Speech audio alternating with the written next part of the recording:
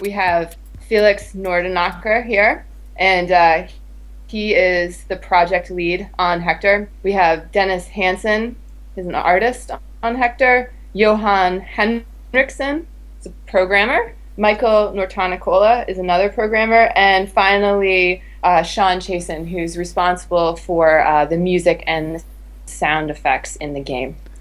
And on Bottle Rocket's side, we have Chris Abraham and also Jake Ellis. So, hello to everyone. Cool. Hey. Hi guys. Hi. How's it going? Yeah, late good. over there. Yeah, it's 11 p.m. over here. So, I mean, how you all doing? Good. Fantastic. Pretty good. GDC. It's a lot of fun. Yeah. Bit of a different setting than. Is it Malmo you guys are from? Yeah. At least two of the Swedes. Yeah. Then we have Okay. a third Swede based in Vancouver, and our one of our programmers is in New Jersey, and then our Mr. Sean, our composer, is in LA. So quite a global team then. Sorry? Quite a global team. Yeah. It's rather remote. Yeah. So I mean, what's It's we all meet. say again? Yeah. Sorry. It's actually the first time we all meet in person. All right. You kidding? As in, like you guys have never been in the same room together. Special We made the game through Skype. So we're used to it. Fantastic. That's amazing. And yeah, I mean, sort of wanted to know what you thought about GDC so far, and we're then going to kind of find out a little bit more about the game a bit later as well. So have you guys been out to GDC before, or is this the first time you've all been out here? That's the first time for me. I think Felix was there last year. Yeah, I was here last year. The rest of us are new, yeah. Cool. Yeah. I think Felix is the only one that's actually been here before. Yeah, cool. So I mean, what have you seen? I mean, what sort of seminars have you been to? Well, I think that I've been personally more exploring the expo, meeting with people, and networking, checking out what they have over at the Unity booths. I've seen a couple of the actual talks, more of the technical side. Everyone all right? Yeah. Excuse me. It's okay. I mean, Some kind of bird had got in. so I mean, are there any big sort of releases that have that you guys are interested in? I mean, we heard about the new Unity engine that's been released. Is that something that you guys are interested in? Yeah, Mike Lear, by the way. We definitely are very interested in the Unity 5 release. There's a lot of things that we would like to take advantage of with that. We were checking out releases like Republic, which is a sort of a sci-fi stealth game. It's really interesting to see. They actually had a talk the other day on their transition from Unity 4 to Unity 5, and we think that we're going to use some of the same techniques as they did to see if we could possibly do the same. Oh, fantastic! Wow. Oh. As in with Hektor, or with kind of future projects? Do you think? Yeah, exactly. With Felix, by the way. With Hektor, we're still on Unity 4, and since we have a week left until launch, I was going to say you go live in a week on Steam, right? Like it's a bit late. Yep. Shift engine. Need superpowers. So we're definitely looking into doing something like we're hoping to do a port post-release. Cool. So I mean, tell us a bit about the game. I mean, explain it to somebody that's not heard much about it.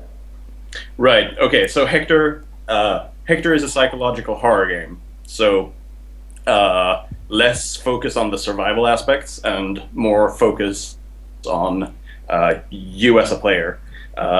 It's set in a military black site that's now defunct, and the player was or is subject at this place where they did behavioral engineering experiments on humans, and from your experiences at Hektor, the player has developed a pretty heavy psychosis, and this makes his escape a bit difficult.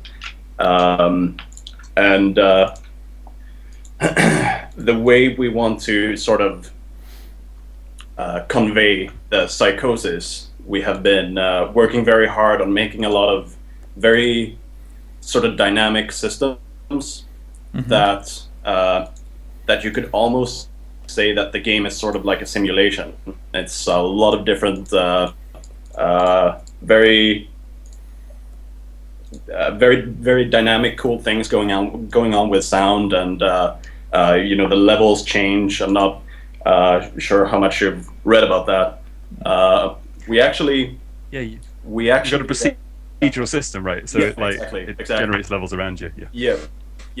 So we sort of drop the player into this this constantly changing mess of a world, and you have to make it out somehow. Yeah. Did you have any accidents while playtesting this on actual humans? Like, did it has it affected people in negative ways in any way? It does sound like a really cool concept, I have to say. Yeah, this is John speaking, and yeah, I guess we've had like. Do you mean like accidents with, like actually scaring people, or accidents? Yeah, no, I'm assuming this game doesn't drive people mad, even though it's a very accurate simulation of psychosis. But like due to the like, dynamic nature of it, it still scares us pretty badly sometimes, even after playing it like hundreds of times, or thousands. Yeah. Can you think of any examples, like what goes on that makes it particularly scary? Really, it's because the game is so dynamic and there's very few actual scripted elements to the game that it's fairly difficult to have a playthrough that is exactly the same as the previous playthrough. So the creatures in our games are in different locations, and you're never really sure exactly where the game is going to dump you next, as you know the geometry is kind of moving around on you and the rooms are shifting, and our main enemy, the predator, has a lot of really cool quirks to him that really he's really smart in the way that he stalks you. I guess I'll leave it at that. All right. Can you? That's mysterious. Can you tell us a little bit about the predator? What's he or it like? I don't know. Do you mean more AI wise or more story wise? Because the story stuff we're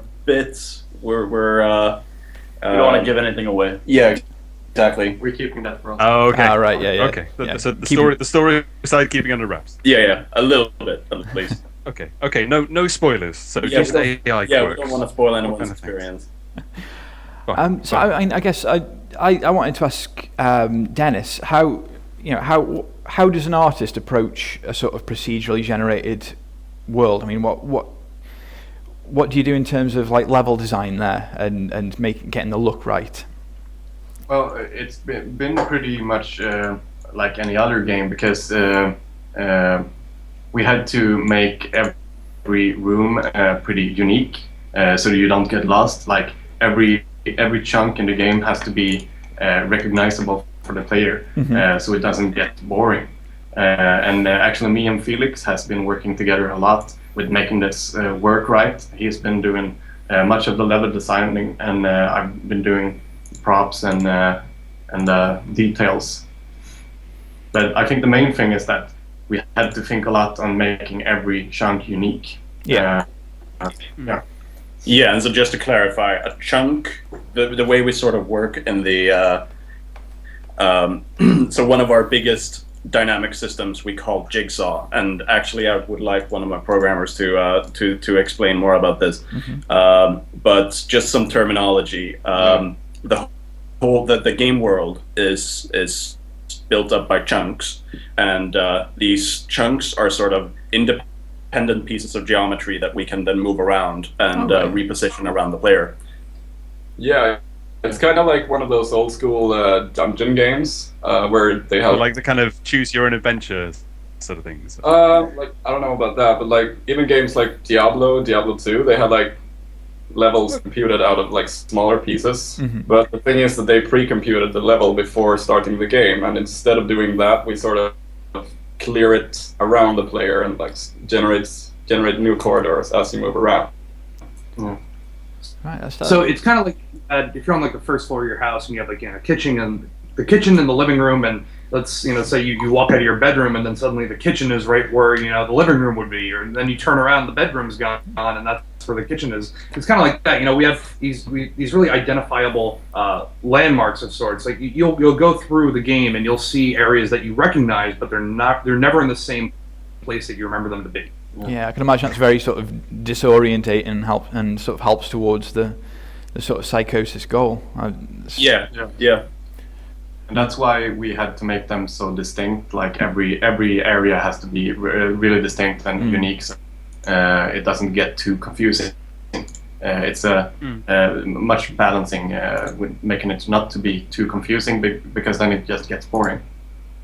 Yeah, Yeah. because there is a story, isn't there? There's like a narrative thread through it. So There is. So like, how do you get from kind of one bit to another if it's all procedurally generated? As in like That has been one of the biggest challenges, I guess, and we had to pretty much rework our approach to it about halfway through, because we felt that it was like too random and it was sort of annoying at times. But we came up with a clever way to sort of force the player to go where you will always end up where you're supposed to go eventually. And we sort of build a world in a unique way every time, but we can like force the player to go where we want it to be. Yep. Michael here. Awesome. It's actually pretty interesting. Like I toward the latter half of the project, I've been working on a lot of the UI design.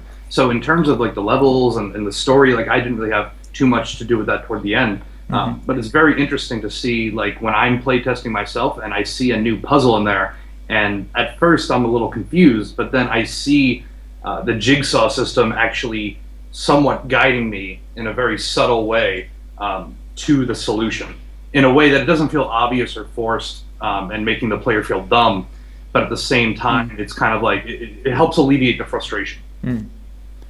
awesome. Of being. I think that must be Yeah.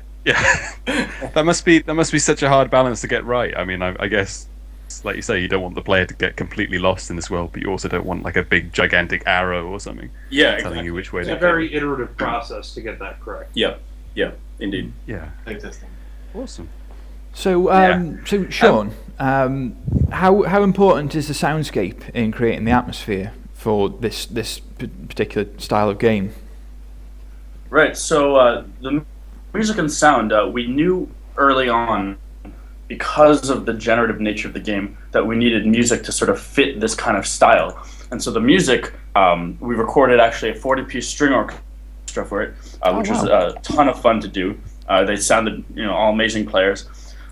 And so the music works in such a way that changes based on your behavior in the game and based on your progress, as well as your level of psychosis. So as you become more insane, the music might become more stressful in sort of a gradually subtle way. Or certain monster types, if they're sort of looming around the corner, you might hear hints of them in the music. But this is all happening in real time. So when every player plays the game, they get sort of a unique musical experience that is tailored to their playthrough. So it's like their own experience was scored like a movie, even though it happens different for everybody.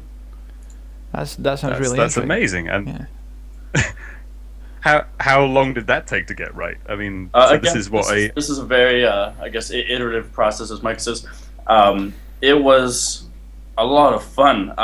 It was pretty interesting though. So we really had to break out the music into very small component parts that we could have joining in with each other and coming in on top of each other, and then trying to keep careful with tempos matching, so that when a layer came in, so for example, when you make some progress on a puzzle, then some rhythmic stuff might fade in, and you feel like it's more exciting all of a sudden, but that rhythmic stuff has to line up with the rest of the music, so it all had to have been planned sort of from the beginning, so that their component musical parts could fit together seamlessly.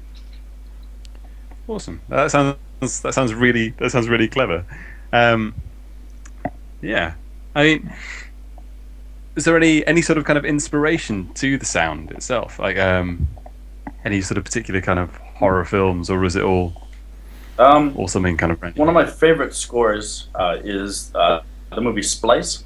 The score is written by a French composer, Cyril Lefort, and it's one of the. I mean, if you hear that score and then you listen to Hektor, you might say, "Oh, I see. You listen to that," you know.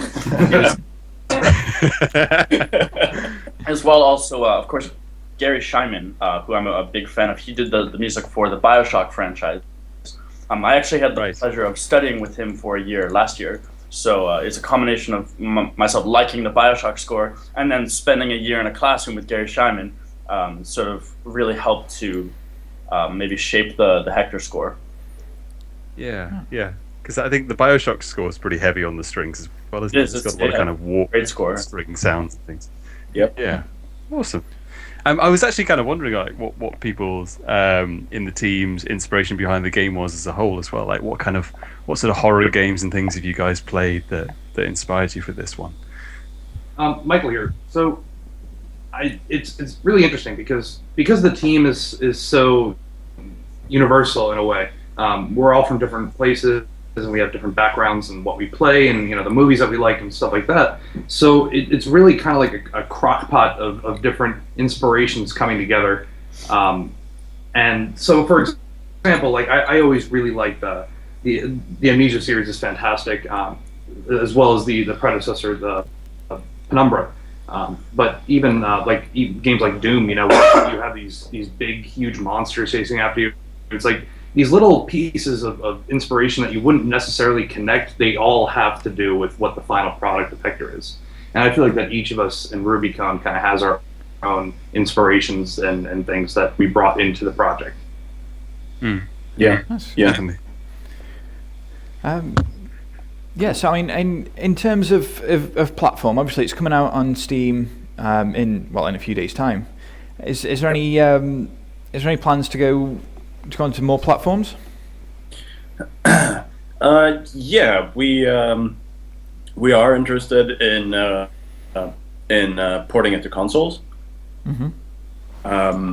So it's if people like the game, we'll definitely look into that. I mean, I've got no idea when it comes to programming. Does that sort of throw up a lot of hurdles in terms of?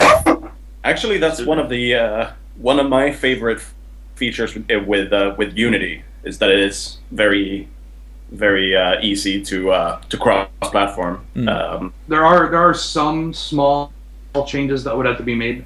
Unity does handle a lot of it when it comes to the texture recompression and sound. It all handles that. But when it comes to certain things, like how saving the game works, and when it comes down to like the actual OS, for example, we would need some more specific things thrown in there.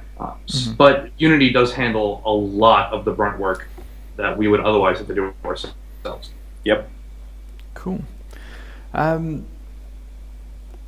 Yeah. So I mean, Jake, did you have anything else?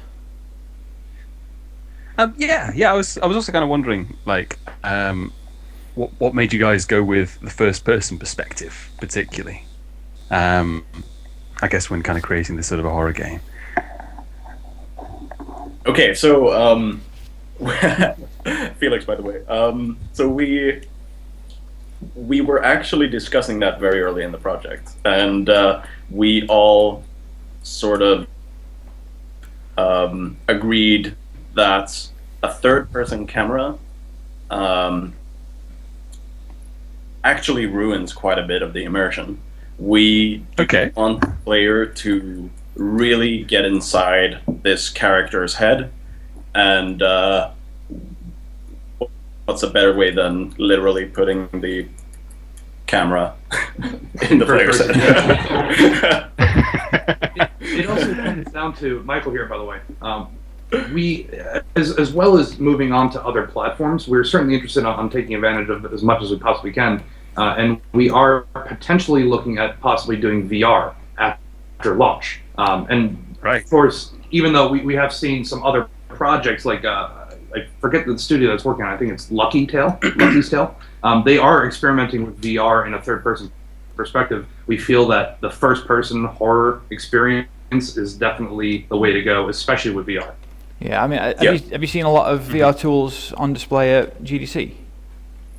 Yeah, we ran to their booths. First the Valve ones. Yeah, so we're definitely very, very, very interested in VR. And it's, Yeah. right. Any Oculus Rift support built in, or have you not quite settled on which one you might go for? That again is something that we would like to experiment. It all depends on how the game is received. If it makes sense to move forward with such a thing, we do believe that it will most likely happen if we can get the support behind the game. Yeah. Yeah. I mean, you were talking about the UI earlier and the immersion of the first person things. So what have you done with the kind of UI for that? Like, I think the video the trailer I saw has like no UI elements at all. Like, it's kind of almost just you. Yeah, exactly. There's actually no UI practically. We did experiment with some things like a bar to measure how much insanity you had, and the more UI elements that we had in there, the more we hated it. Yeah. We feel like it really changed the experience.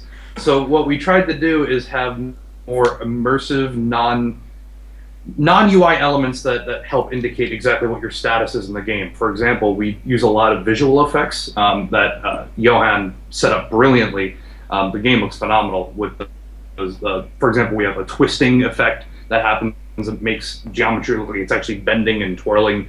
And those little cues really help indicate your insanity level without putting an ugly bar on the screen.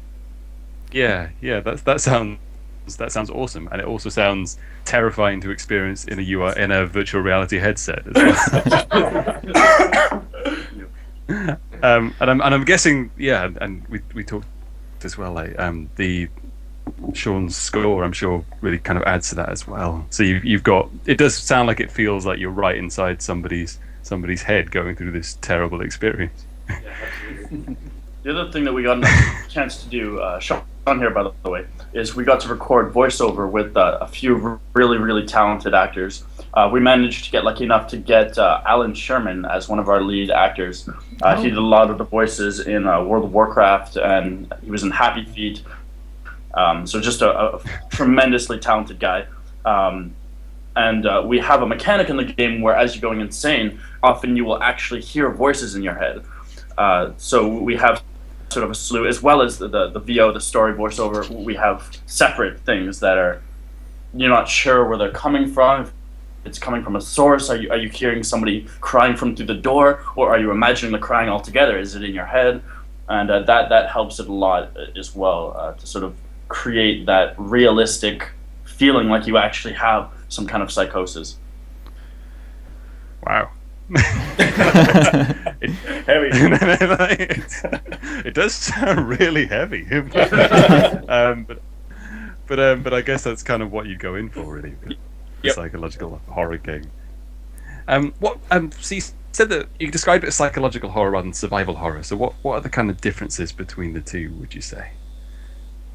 Well, Michael here. So survival horror, it could be a subjective thing, but when I think of survival horror, I think that you have a gun and you're shooting things. I think of Resident Evil right off the bat. Our game is not very much like that. In fact, and some people might consider it more closer to Amnesia, but in our game, you can hide from the monster, but it's quite difficult.